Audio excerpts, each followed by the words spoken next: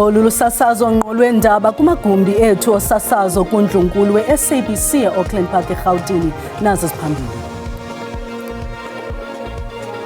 Banqwalile abakwantsasana eMpuma Koloni ukuba umntu otyholwa ngokudubula kwisikolo saseNtabankulu wabulala ititshala uswelekele kwindawo yeXhwayelo.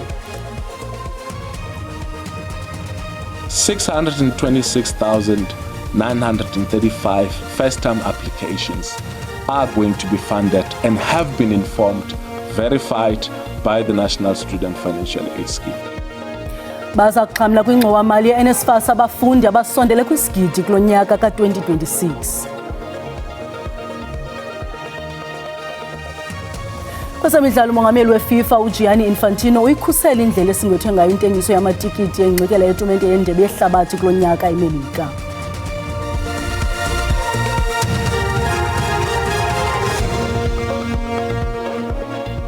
Molweni emakhaya, khongozelani uvimba wangokuhlwanje. Amapolisa aseMpuma Koloni yanqinile ukuba umntu otyholwa ngokudubula kwisikolo saseNtabankulu uswelekele kwindawo yeXhwayelo okunjengoko ephanda ukudutyulwa kubulawa ititshala kwesi sikolo isentsha imini namhlanje. Isithethe samapolisa uBrigadier Nobuntu Kantana sithi ingxelo zithi wayesakuba ititshala kwesi sikolo nobengaphandle ngebheyile kwizityholo zokuxhaphaza ngokwesondo ungene ngenkani kwesi sikolo ngokuqhawula ucingo. uBrigadier Kantana uthi kutyholwa ngelithi le ndoda idubule ititshala phambi kokujolisa kuyo umpu.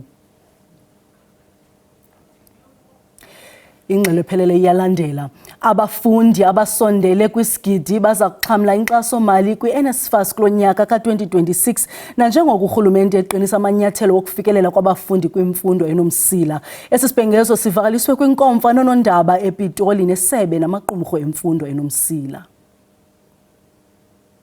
Ngamatiletile kwinkokheli namaziko emfundo ephakamileyo ukuhlola uxinzelelo nokuqaqambisa amathuba kubafundi bakuqukumbela imatriki. Kambeke isebe lemfundo ephakamileyo noqeqesho lithi amakhulukhulu wamawaka wabaqalayo ukubhalisa sele bevunyiwe, kunjalo nje xaso-mali inatyiselwe kwiidyunivesithi nakumaziko we-TVET College ukuze kuxhamle isigidi sabafundi.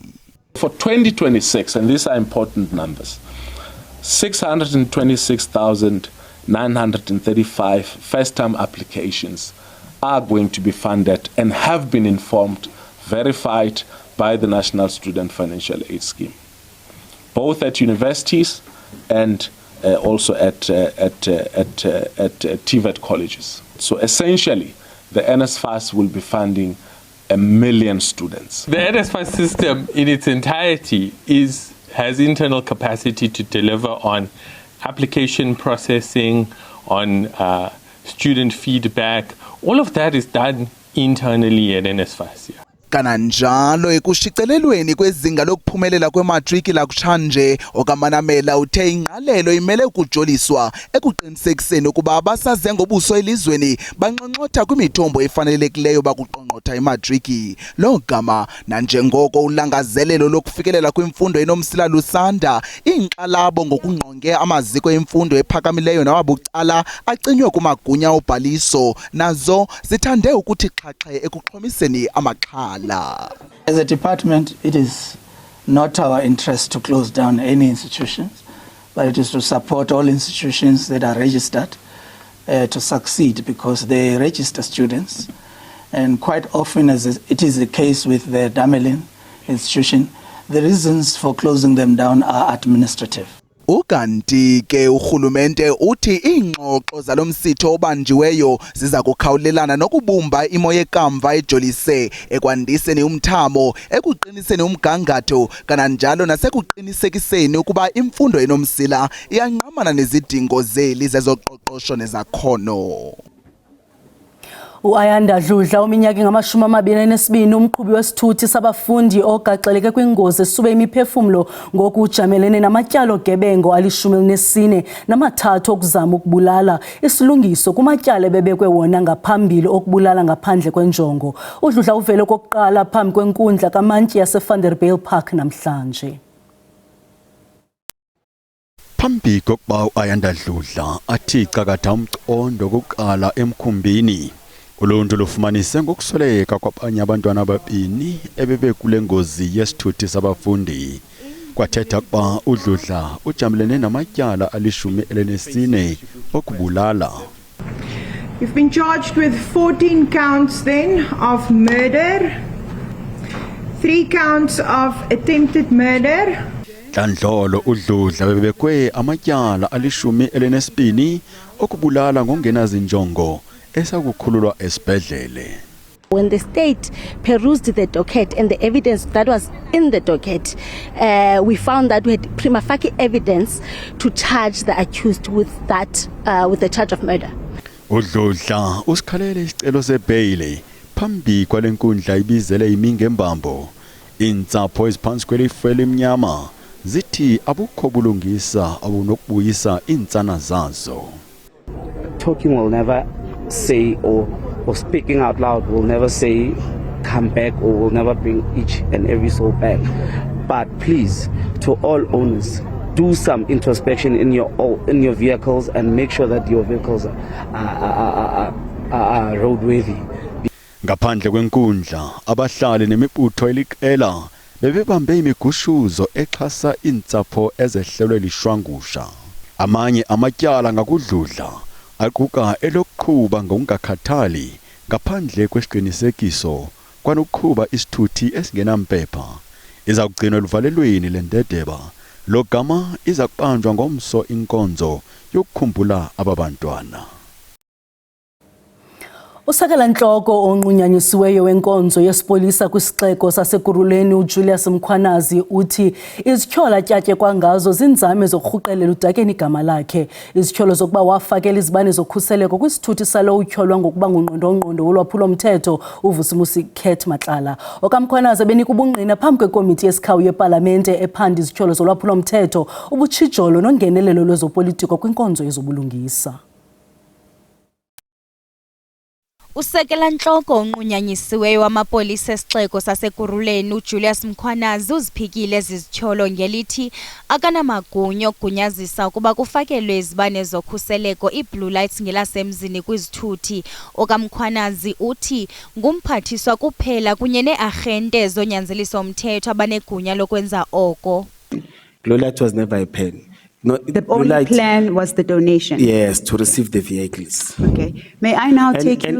And I must mention that I raised it many times, Chair and Advocate, that show me the photos of these 4 vehicles, show me where you stopped them, show me where you got blue lights. Because this story was on Instagram, and within our media team, somebody was making notes. They were calling me blue light blesser in each and every article, but I've said it's fine. Can you prove it to me? You see that you stop this car in Ekurhuleni because they said these cars are operating in Ekurhuleni with blue lights. And I'm talking about officers that when you see a car that belongs to a private person, you stop and arrest. It's a criminal conduct, it's an act.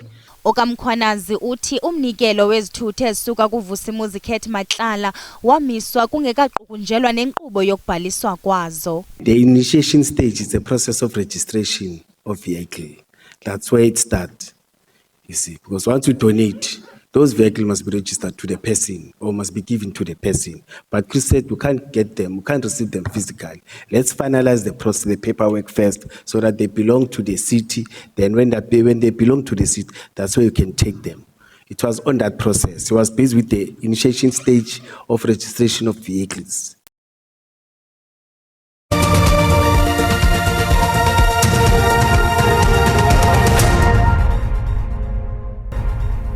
Sibulise kwabo basandula ukungena xa sihlabela mgama. Inkundla yomgaqo siseko kule veki idandalase isigqibo ngelithi sivumelwano sokungena emtshatweni esityikitywe phambi kwamalungiselelo lobola sizokuthathelwa ngqalelo. Sithe ke siligqiza lendaba masikrwaca ingcali kwezomthetho Advocate Jazz Vilakazi ukusinabisela banzi ngalomba.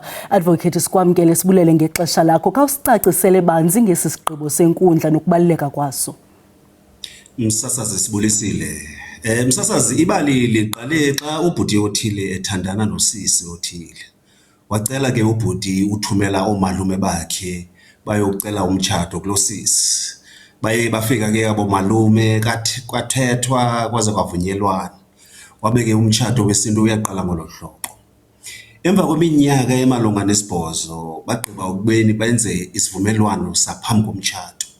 Emva koko ke bona benza umtshato omhlophe. Ingxaki ke msasazi iqala kwiminyaka embalwa emva koko xa umtshato ephela. Ubhuti ke lo wamangelela uqhawulo mtshato. Wathi kwakhona nantsi prenup ebonisa indlela esitshate ngayo. Usisi uye wayiphendula ke loo nto msasazi wathi le prenup lena ayikho semthethweni. Satshata isintu. Le prenup uyiphetheyo yinto esiyenze sekukudala sitshatile. Msasazi inkundla izibuzile ke ukuba umuntu angatshata isintu na emva koko enze iprenup ukuze atshate umtshato omhlophe. Ndifuna ukuthi iqhekekile ke inkundla. Eyona nto esokolise inkundla msasazi ukuba ingaba eligama lomtshato apha emthethweni lithetha ntoni na. Umantyi uMajid ebebhalela isininzi senkundla uthe ayikwazi ukwenzeka ke loo nto. Wathi futhi ukuba uyatshata awungeke wenze iprenup emva koko ungayanga enkundleni yamatyala. Abo ke ngoku advocate sele betyikityile kwaye bekwenze oko emva kwentlawulo yelobola kuthiwani ngabo? Msasazi abo batshatileyo eyona nto inkulu funeka bayazi ba indlela batshate ngayo babelana ngento yonke apha emtshatweni, amatyala kunye nezinto abazithengileyo kunye. Yilaa nto ngesilungu bathi in community of property. Okay. Yintoni ke ngoku ingcebiso nobanika yona abantu ekhaya ngokubaleka kwezi zivumelwano? Msasazi ukuba umuntu ufuna ukutshata kuqala kufuneka afumane ingcebiso zomthetho ukuze abo bantu babini batshatayo bayazi ukuba loluphi ulawulo lomtshato abalifunayo. Emva koko ke msasazi kufuneka batyikitye iprenup if bafuna lo mtshato apho umuntu agcina izinto zakhe kuye. Kodwa ke imeko esekuhlaleni is that abantu bayaphila and abantu bafuna utshata. Kodwa ke if umuntu ufuna ungena kulena ine prenup funeka balinde kuqala lo prenup ide ibhaliswe kwi-deeds office. Emva koko ke indoda ezivayo ingathumela oomalume bayo bayolobola. Ngokwesintu isebenza njani loo nto advocate? Ilento inzima ke msasazi emtshatweni okanye ke esintweni ngoba ke kakade ke ngekwesintu umuntu uqale ahambe ayocela. Kodwa ngoku ke amaqabane funeka ancokolile msasazi. Ithi ke masisithi indoda ke umuntu ongumama ba mamela ndiyarhalela ukutshata. Kodwa ke ndicela sitshate ngolu hlobo apho kukho le prenup. Indoda ke isiveze nezizathu zayo ukuba kutheni ifuna loo nto bavumelana nomama. Xa kufikeleleke ixesha ke ba indoda ithumele oomalume izawubeke le prenup seyirejistarishiwe imile ngokomthetho. Xa imile ke ngokomthetho ithetha ukuba aba bantu phambi batshate bavumelene ukuthi bona bafuna umtshato onjani. Inkosi kakhulu ke advocate ngexesha lakho masibambe apho. Lo ke ngu-advocate Jess Vilakazi, sibulele kakhulu ngexesha lakho. Ukanti masibuyele kwinqaku lethu lokuqala. Amapolisa aseMpuma Koloni anqinile ukuba umntu otyholwa ngokudubula kwisikolo saseNtabankulu uswelekele kwindawo yexhwayelo okunjengoko ephanda ukudutyulwa kubulawa itishala kwesi sikolo isentsha imini namhlanje. Isithethi samapolisa uBrigadier Nobuntu Gantana sithi ingxelo zithi wayesakuba itishala kwesi sikolo nobengaphandle ngebheyile kwizityholo zokuxhaphaza ngokwesondo ungene ngenkani kwesi sikolo ngokuqhawula ucingo. uBrigadier Gantana uthi kutyholwa ngelithi le ndoda idubule itishala phambi kokujolisa kuyo umpu. Proceeded directly to the school kitchen where he opened fire on 3 educators. Following this, the suspect shot and killed himself. One educator was declared deceased at the scene.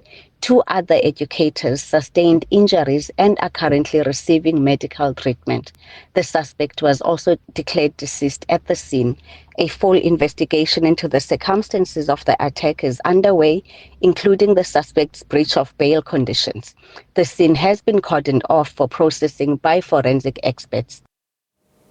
Inkulu baphathiswa eNtshona Koloni Ellen Windi ucele izibhengezo zentlekele ezimbini zephondo kurhulumente kazwelonke okukulandela imililo egqugqise kwiindawo ngeendawo zeliphondo. Isibhengezo sesibini sesokuqinisekisa amanzi ngakumbi kumasipala waseNisna nodinga ungenelelo olukhawulezileyo. Yokuqala ikhabhinethi eNtshona Koloni ibigxile kwimililo ethwaxa eliphondo nokunqongophala kwamanzi. Ixesha lokunwenwa kwemililo lihamba nokusetyenziswa kwezixhobo ezibhabhayo zokucima imililo kuquka inqwelomoya. We've lost more hectares and had more fires in the province halfway through the fire season. We've still got a few months to go of dry fire season, and we've already used up all of our resource that were budgeted for the helicopters, the support, and then of course that's at provincial level. Local level, the same thing has happened. They've been spending their money and they're getting to that stage where they need to now reallocate funding. Ibilixesha likaxakeka kwezinyanga zintathu kweliphondo nalapho kulindeleke ukuba le meko ithomalale phambi kokuba kufike inyanga kaMeyi. In November in the city of Cape Town, just in 1 week, we had more than 260 fires. And we then realized that, we're going to have an earlier start to the summer fire season. So a number of large fires took place in November, approximately 5. We then went into January where it really started getting much larger, and we started seeing major fires break out in Pearly Beach, in Stanford. We saw a lot of houses lost in Mossel Bay. And then in the Cape Winelands, we've had ongoing fires, and currently there's still fires in Franschhoek area that are ongoing. Inkulu baphathiswa kweliphondo yongeze ngelithi ukunqongophala kwamanzi kumasipala waseNisna kuyaxhalabisa ingakumbi kumazantsi eliphondo kuquka eKaroo. Njengesiqhelo ngexesha sinayo intatheli yethu yezobuchwepheshe uSandile Hlanganisa kumngcambazisa ngomba we-insurance nokusetyenziswa kwazo. Sibulele Sandile ngexesha lakho. Khasichazele i-insurance ezisetyenziswa njani kumakhasi zonxibelelwano ngendlela egwenxa. Nangona nje i-protection of personal information i-act isikhusela okanye ikhusela i-information yethu personal kwakunye ne-information esiyiposta kwi-social media. I-insurance companies zinayo i-right yokwenza i-investigation xa ufaka i-claim yakho after i-accident yakho yemoto or after ulahle la phone yakho uyithandayo. Kodwa ke kunezinto i-insurance engasoze kuxelele zona xa uza kwenza i-claim okanye before bakusayinise i-contract nabo, into yokubuza ukubana uyabusela na utywala. Kodwa xa kufikelele ixesha loba mawuclaim baza kubuza ukuthi ububuselile na utywala so usenza i-accident. Okwesibini into abangakubuzi yona kukuba ungumntu othanda ispeed na endleleni, kodwa xa wenza i-accident baza kubuza ukuthi ububalekela ntoni endleleni ukuze wenze le accident. When it comes to i-phone baza kubuza ukuthi sele ithathiwe nje la phone yakho ebusuku ubusiyaphi. So kubalekile ukuthi sizijonge izinto ezinjalo insurance engazisebenzisa against thina xa kufikelele ixesha lokuba masiclaim. Mandikunikeza umzekelo, kukho usisi okanye umama walapha eGauteng owenze iclaim emveni kokuba imoto yakhe itshayise umthi. Unyana wakhe uye waya ku-social media waposta imoto okanye ipicture yemoto ethetha into ethi imoto kamama ndiyitshayisile emthini, kodwa ningaxhalabi izitshomi zam ngoba it's insured. You can just imagine umuntu ubukeleyo ekhaya ukuthi kwenzeke ntoni kwi-insurance. I-insurance i-claim akhange iyivume. Nezinto ezifana nento kokuba awukwazi ubheka overseas ushiye imoto yakho ibiwe ngumntana uthethe into ku-insurance, because i-insurance ezawuyenza izawujonga ukuthi ubuphi wena ngela xesha bekusenzeka i-insurance and then imoto okanye i-accident yenzeke nini na. Okokugqibela ke uzawukhumbula ukuthi especially abantu abatsha bayasela baposte ku-social media ukuthi yintoni le ayenzayo kuloo club azabe ekuyo, emva koko kwenzeka i-accident. Apha ke kwi-investigation ye-insurance uba ifumene uba insurance la claim yakho uyenze ngongekho mthethweni emveni koba wena uphume endaweni yotywala wenze accident, naleyo into ingakufaka engxakini, i-claim yakho ingabikho okanye ingaphumeleli. So masiqaphele into ezinjalo. Inkosi kakhulu ngexesha lakho. Kwezemidlalo umongameli weFIFA uGianni Infantino uyikhusela indlela esingethwe ngayo intengiso yamatikiti engxikela yetumente yendebe yehlabathi kulonyaka eMelika, kwaye uzingomba isifuba ngezicelo ezize ngaphambili zamatikiti ezibalelwa kwisiqingatha sebhiliyoni. Ethetha kwiqonga lezoqoqosho kwihlabathi eDavos eSwitzerland, umongameli weFIFA uthi uzibone ephethelelwa emnqamlezweni ngamaxabiso axhomentungo amatikiti etumente yendebe yehlabathi. Normally you get like 7, 8, 9, 10 million ticket requests, mostly for the final, of course, so you have to make some draws for some games. This time we received over 500 million ticket requests. 500 million ticket requests. 500 million ticket requests. I mean, this is something not, and the tickets are not cheap. The tickets are not cheap. We were hammered. I was hammered, I should say, because of the ticket prices, because they are so expensive. And the main critics were from Germany and England, of course. Now, number 1 in ticket requests is US, number 2 Germany, number 3 England. Because everyone wants to come and to participate. And now in the US, it is perfectly legal to resell tickets on resale platforms. And there is a law for that, so we have to, of course, allow that. So you can be sure that these tickets, for which we'll have to make a draw, I mean, every game will be sold out. iFIFA igxekwe kabukhali ngabalandeli abathi bazibona bekhatyelwa ngaphandle kwetumente ngenxa yamaxabiso abaxekileyo alengxikela. Bathi amaxabiso onyuswe ngokuphindaphindeke kaninzi xa kuthelekiswa neziqendu ezidlulileyo zale tumente. Kwezingena ngoku abambe umlindelo amalungu eFF eMonti phambi kokuqala kwenkqubo ephambi kokugwetywa kwenkokheli yeliqela uJulius Malema. Ngalondlela soqonqothile uvimba ngokuhlwanje senikhumbuze zangomso zizanoxa bethu ngesizulu kamnandi mawethu.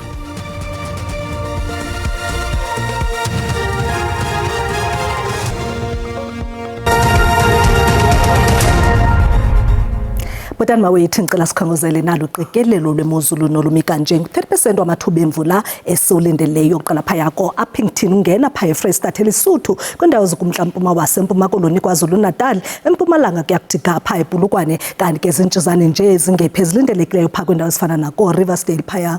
Ngomso ke mbukeli siyabona into yoba qatha ubhobhoyi kwindawo eziphakamileyo kwintshona yelizwe kodwa ke lithi rholele ngamafu ekhona ke no-30% wamathuba emvula kwindawo ezigudlunxweme olusemazantsi rholele ngamafu kwindawo ezikwempuma yelizwe khona ke la 30% wamathuba emvula phaa kwindawo ezigudlunxweme lasempuma koloni KwaZulu-Natal kuyakungena eGauteng mpumalanga ngokunjalo naphaya koBulukwane kanti ke mbukeli uyabongozwa into yoba uqaphele kaloku ezamvula ezingamandla ezilindelekileyo phaya eLimpopo ngokunjalo nentudumo ezimandla phaya KwaZulu-Natal ukhona ke nomoya ubhudla ngamandla phaa kunxweme la KwaZulu-Natal ngokuhlwanje ngomso ke mbukeli sabona into yoba sekhona la moya uyakube ubhudla phaya KwaZulu-Natal enxwemeni phaya kanti ke le mozulu thanda ukoma futhumele kaloku mbukeli ngadala nokunwenwa kwemililo yamadlelo phaya ko-Appington kuyaqhina phaya ko-Bloemfontein wona amaqondo okutshisa aphantsi asibonisa into yoba noko lihle izulu kwimimandla esentshona kufudumele nje kakuhle amaqondo ebetha phaya ku-13 eVosdile ngokunjalo